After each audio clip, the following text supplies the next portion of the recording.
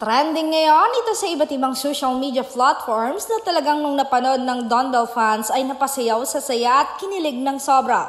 Talagang nose to nose na ang ating Don Bell lumi-level up na.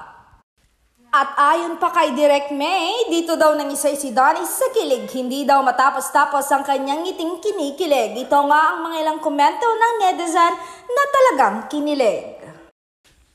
Komento nga ni GBSP dito, binitin pa nga, haha, done watching in Netflix at ayon naman kay Max Payne, direct baka gusto tagatulak ko, ako na to, libre lang. At ayon naman kay DVK, imagine tayo babe. At ayon naman kay Nilda Bautista, wag dami himatayin.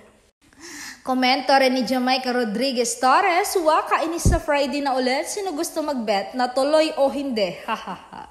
At ayon naman kay Aldrian Pangan, ayay, bitin na naman po kami, pasaway talaga kayo, bakit kasi ayaw pa ituloy?